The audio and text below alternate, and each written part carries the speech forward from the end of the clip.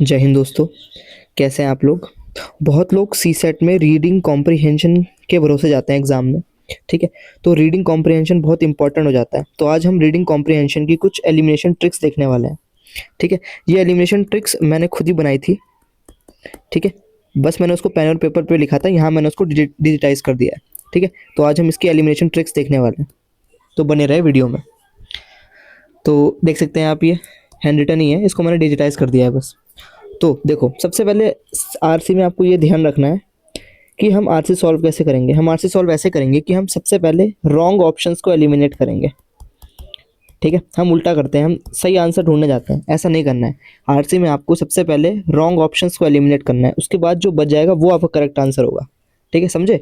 मतलब अगर A B C D है और इसमें से बी सी डी रॉन्ग है, तो पहले ये ढूंढो कि रॉन्ग कौन कौन से ऑप्शन है, उसके बाद आपको करेक्ट ऑप्शन मिलेगा। ठीक है, तो eliminate the wrong statement first, ये सबसे इंपॉर्टेंट हो जाता है आरसी में। ठीक है, उसके बाद देखो, जैसे हमने जीएस में ट्रैप्स पढ़े थे, है ना। जीएस में ट्रैप्स होते हैं एक्सट्रीम स्टेटमेंट्स वाले, कि कुछ वर्ड्स होते हैं ओनली, ऑल, एंटायरली, ये सब चीज़ें किसी स्टेटमेंट को रॉन्ग कर देती है। तो जैसे हमने जीएस में पढ़े हैं वो ट्रैप्स, वैसे ही सी सेट में भी सेम ट्रैप्स लगते हैं। ठीक है, जैसे ऑल हो गया, आगे हम देखेंगे। ठीक है, तो जहाँ पर भी एक्सट्रीम स्टेटमेंट्स दिखें आपको आरसी में, ठीक है, ऑप्शन में, तो आप उसको कट कर सकते हैं। मैक्सिमम टाइम्स वो आपको गलत ही मिलेगा। ठीक है, तो वही जीएस वाली एलिमिनेशन एक्सट्रीम वाली ट्रिक्स सी सेट में भी लगेंगी। ठीक है, देखो कैसे। जैसे मान लो ओनली लिखा है, किसी स्टेटमेंट में ओनली लिखा है कि only this thing can do this thing. ठीक है, तो जब भी ओनली लिखा है ना, तो मैक्सिमम टाइम्स तो हमें स्टेटमेंट रॉन्ग मिलेगी। ठीक है, या ओनली की जगह आरसी में सबसे लिखते हैं वो solely, it is solely responsible for this, ये सिर्फ एकलौता सोनली यही स्टेप है।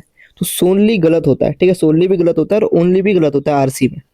ठीक है, तो जहाँ पर ही आपको ये स्टेटमेंट दिखे तो गलत है। जैसे अगर आपको दिखे कि only this thing can do that thing, ठीक है, सिर्फ इससे ही होगा वो चीज़। ठीक है, this is the only way, this is the only way, it is the solely way, ये सब स्टेटमेंट्स एक्सट्रीम होती हैं और ये सब ही गलत होती हैं आरसी में। ठीक है, तो ध्यान रखना है आपको, एक्सट्रीम स्टेटमेंट्स हमेशा गलत होती हैं। एक और चीज़ देखो, जब आरसी में बोले इम्पॉसिबल, कि दिस थिंग इज़ इम्पॉसिबल, ठीक है, कि एक्स थिंग इज़ इम्पॉसिबल, कि इंडिया तो भाई ये चीज़ कर ही नहीं सकता है। ठीक है, इंडिया में ये चीज़ हो ही नहीं सकती है। This thing can not be done, मतलब ये इम्पॉसिबल चीज़ें हैं। तो इम्पॉसिबल चीज़ें भी गलत देता है उसी सेट में। ठीक है, तो सोनली वाली, ओनली वाली और इम्पॉसिबल वाली, कि ये तो हो ही नहीं सकता है। ठीक है, ये सब चीज़ें गलत होती हैं। ठीक है, एक्सट्रीमिटी जैसे आ गई वो इनकरेक्ट हो जाएगा स्टेटमेंट। ठीक है, नेक्स्ट देखो, अब हमारे पास दो चीज़ आती हैं, एक आती है पॉसिबिलिटी, एक आती है नेसेसिटी। जो पॉसिबिलिटी वाले वर्ड्स होंगे वो आपको ऐसे दिखेंगे, can be, might be, could be, can, could, ये सब। ठीक है, तो ये वाले स्टेटमेंट्स ऑलवेज करेक्ट होंगे। ठीक है, आरसी में मैक्सिमम टाइम्स पे आपको दिखेंगे सही। लेकिन जब ये बोल दे कि it is mandatory, it must be, ठीक है, it is essential, it is solely, only this thing can be done, तो ये सब चीज़ें क्या हैं, ये सब ट्रैप्स हैं और ये स्टेटमेंट को गलत करवा देते हैं। ठीक है, तो ध्यान रहेगा आपको कि अगर मस्ट भी आ जाए, mandatory, essential, solely, only this thing can be done, तो ये सब स्टेटमेंट को गलत करती हैं। तो सही क्या करती है, कैन बी, माइट बी, जहाँ पॉसिबिलिटी आती है, माइट, कुड, ये। ठीक है, तो मस्ट बी, एसेंशियल, मैंडेटरी, ये सब चीज़ें क्या करती हैं, स्टेटमेंट को गलत करवाती हैं। तो जब भी आपको आरसी की स्टेटमेंट्स में ये शब्द वर्ड्स दिखें नेसेसिटी वाले, तो मैक्सिमम टाइम्स पे आपको ये गलत दिखेंगे। ठीक है, उसके बाद देखो, एक और यूपीएससी क्या करता है, आपके साथ खेला खेलता है। जैसे वो स्टेटमेंट में, पैसेज में कभी भी रूरल या अर्बन की बात नहीं करेगा, लेकिन वो स्टेटमेंट में दे देगा कि रूरल अर्बन, अर्बन रूरल लिख देगा वो कहीं ना कहीं। ठीक है, typical habit of introducing area comparisons that do not find reference in the passage at all, वो कभी भी लिख देगा। पैसेज किसी चीज़ की बात हो रही है, स्टेटमेंट में लिख दिया कि ये तो भाई रूरल के लिए ये है, अर्बन के लिए ये है, तो वहाँ पर वो स्टेटमेंट गलत हो जाती है। ठीक है, या यूपीएससी एक और आदत है, वो नए स्टेक होल्डर्स ले आएगा। पैसेज एक्स थिंग की बात कर रहा है, ठीक है, लेकिन जो उसकी स्टेटमेंट्स होंगी उसमें वो वाई थिंग ले आएगा। ठीक है, बेफालतू में, जैसे कि पीपल्स पार्टिसिपेशन ले आया, ये कहीं था नहीं पैसेज में लेकिन लेके आ गया। तो ऐसे करके वो नए स्टेक होल्डर्स लेके आता है स्टेटमेंट में। तो जब भी नए स्टेक होल्डर्स लेके आए तो वो गलत हो जाएंगे। ठीक है, नए स्टेक होल्डर्स नहीं आने चाहिए पैसेज में। ओके, उसके बाद हम देखेंगे जैसे कि अगर स्टेटमेंट में ये बोल रहा है कि X thing should be given priority over Y thing, ठीक है, और वो पैसेज में उसने नहीं बोला है तो वो गलत होगा ना, पैसेज से देखना है हमको, ठीक है, प्रायोरिटी वगैरह कुछ नहीं होता है, ठीक है।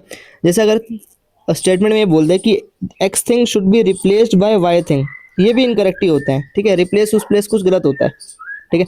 यह स्टेटमेंट में बोल दे कि it is the most important factor, तो मैंने देखा है जब भी वो मोस्ट इंपॉर्टेंट की बात करेगा ना तो वो गलत ही देगा, ठीक है, मोस्ट इंपॉर्टेंट फैक्टर, या इसको रिप्लेस कर दो उससे, या इसको प्रायोरिटी दो उसके ऊपर, ये सब स्टेटमेंट्स को गलत करते हैं। जैसे ये गलत करते हैं ना, ये वाले traps, must be, mandatory, essential, solely, only this thing can be done, वैसे ही ये चीज़ें भी, जैसे प्रायोरिटी वाली या रिप्लेस करने वाली या मोस्ट इंपॉर्टेंट वाली, ये सब स्टेटमेंट्स को गलत कर देती हैं, ठीक है।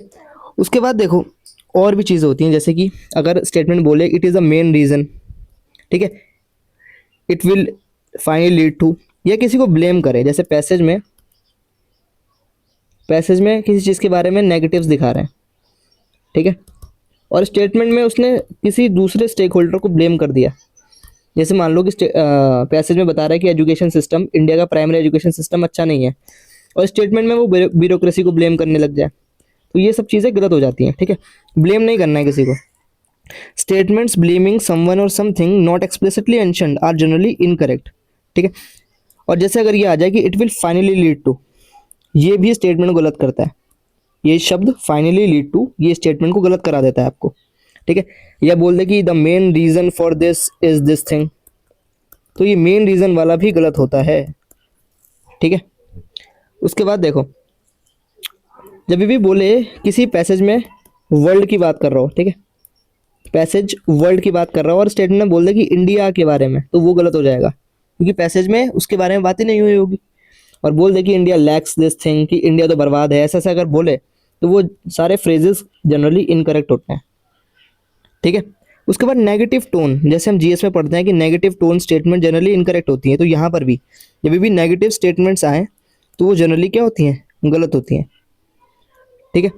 और जैसे अगर ये बोले पैसेज में कि सॉरी स्टेटमेंट में कि X thing need to be implemented, ये भी आपको गलत मिलेंगी, ये भी आपको पैसेज में स्टेटमेंट में गलत मिलेंगी, ठीक है। उसके बाद देखो, अब हम रेड फ्लैग डिक्शनरी देखते हैं कि क्या क्या गलत हो सकते हैं, कौन कौन से वर्ड्स हैं जिससे आरसी गलत हो सकता है स्टेटमेंट वाले। All, only, huge, impossible, invariably, surely, solely, it must be, essentially, mandatory, inevitable, necessary, priority over, replaced with, urban rural के बारे में अलग अलग बोल दे, नए नए स्टेक होल्डर्स ले आए, main reason, mainly use for, finally lead to, most important factor, India lags, या किसी को ब्लेम करे, या नेगेटिव टोन हो जाए डू नॉट में, और हैज़ नॉट बीन डन, तो ये सारे चीज़ें हैं रेड फ्लैग्स, ठीक है। सी सेट के रेड फ्लैग्स हैं, जैसे ही आपको इस स्टेटमेंट में दिखें और अगर आपको समझ नहीं आ रहा है तो उसको कट कर दो, ठीक है, काट दो उसको कि वो गलत है, आगे समझ, तो ये उसका एक समरी है।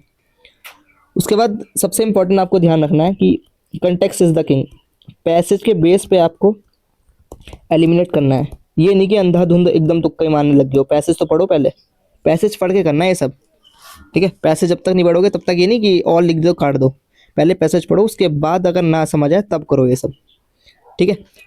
तो आपको ये वाली जो पीडीएफ है अगर आपको चाहिए तो आप टेलीग्राम पे कंटेंट कलेक्टर को ज्वाइन कर सकते हैं, वहाँ मैं पीडीएफ डलवा दूंगा, ठीक है। तो लिंक आपको डिस्क्रिप्शन में मिल जाएगा। तो मिलते हैं नेक्स्ट वीडियो में, टाटा बाय बाय।